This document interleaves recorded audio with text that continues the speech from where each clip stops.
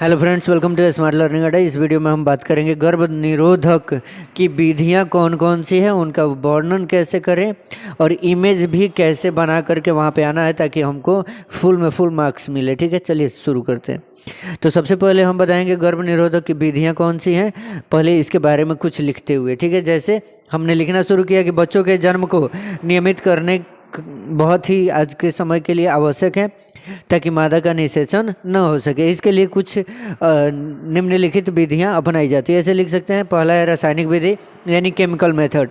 इसमें अनेक प्रकार के रासायनिक पदार्थ मादा निषेचन को रोक सकते हैं। स्त्रियों के द्वारा कई प्रकार के गर्भ निरोधक गोलियां उपयोग में लाई जाती हैं, जैसे झाग की गोली हो गई, जेली हो गई, विभिन्न प्रकार की क्रीमें आदि भी इसके लिए कार्य कर रही हैं, जिसको उपयोग करके और एक तरीके से केमिकल मेथड अप्लाई करके गर्भधारण से बचा जा सकता है। दूसरा क्या है, दूसरा है हमारा शल्य चिकित्सा। शल्य चिकित्सा यहाँ पे नसबंदी जिसको हम लोग कहते हैं, एक तरीके से पुरुष नसबंदी और मादा नसबंदी यानी स्त्री नसबंदी।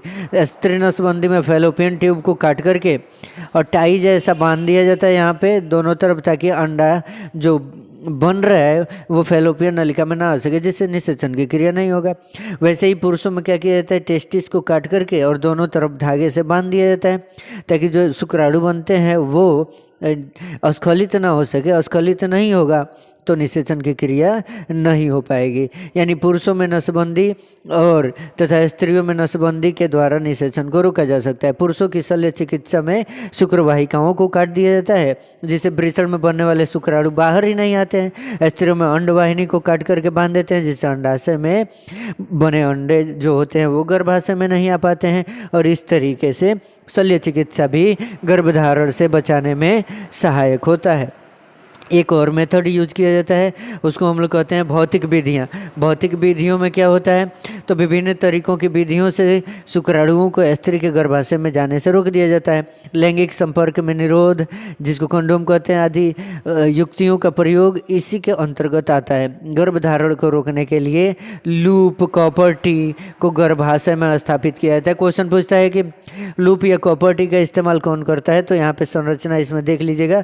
कॉपर टी का इस्तेमाल यहाँ गर्भाशय में किया गया है, जो इमेज के थ्रू आप लोग समझ सकते हैं। और लूप या कॉपर का इस्तेमाल करके इस तरीके से भी गर्भधारण की समस्याओं से बचा जा सकता है।